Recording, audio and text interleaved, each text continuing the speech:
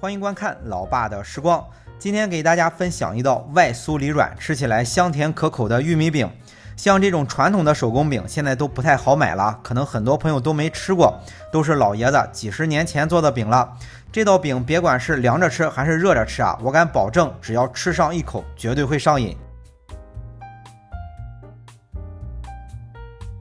首先咱们来和面，是500克的中筋面粉加入5克的酵母粉，先简单的搅拌一下，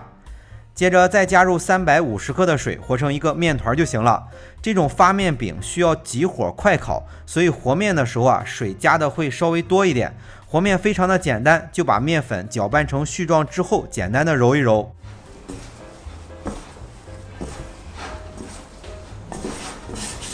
只需要揉到面盆里没有干粉了，哪怕看上去面团比较粗糙也没有关系，揉成一个团就可以盖起来，直接醒发了。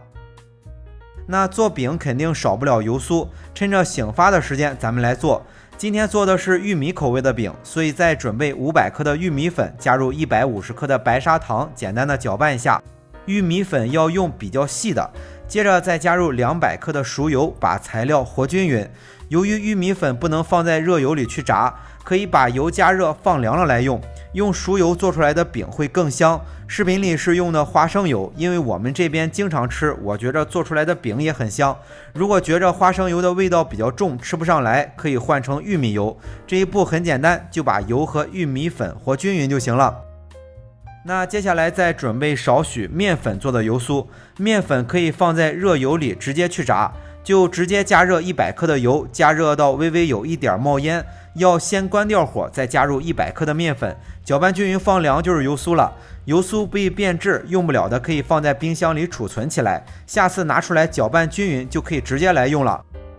那准备好以上的材料，面团醒发的也就差不多了。面团的含水量比较大，在案板上和手上抹点油防粘。面团是醒发到体积翻倍，直接取出来也不需要再揉了，在案板上摊成饼状，一会儿添加油酥。像这种发面的面团，我们在操作的时候不要用手拿捏的时间太长，毕竟是发面的，拿捏的时间长了，做出来的饼口感就会略差。那摊成饼状之后，先抹上一层面粉做的油酥，不需要抹太多，薄薄的一层就行。毕竟我们是以玉米粉做的油酥为主，用不了的油酥可以放在冰箱里做各种各样的发面饼，很多都会用到油酥的。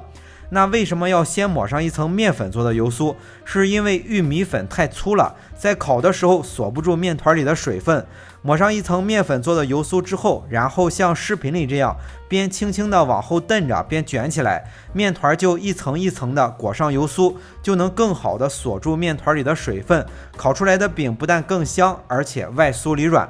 卷起来之后就分成5个面剂子，这个也得根据自己烤箱的大小而定。家用烤箱一般的40升左右的都可以按照今天的这个比例来做。分好之后再简单的团一下，把两边的断层压在中间，保证表面是光滑的。处理好之后再静置个3分钟，让面团缓一下，方便下一步的操作。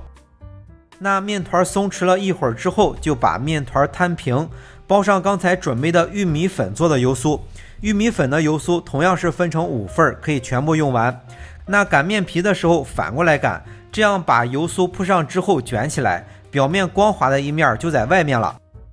那趁着做的时间，给大家提前说一下烘烤的温度吧。刚才也给大家说了，这种饼要急火快烤才能锁住饼里的水分，对烤箱的温度是有一定要求的。大部分的家用烤箱温度在230到250度之间的居多，像这种情况就用最高的温度来烤，比如把烤箱预热到上下250度，放在烤箱的中层烤20分钟左右。烤的时候多注意观察，毕竟每个烤箱温度不太一样，感觉中途上色严重，可以适当减少点温度，烤到表面金黄上色，玉米饼就烤好了。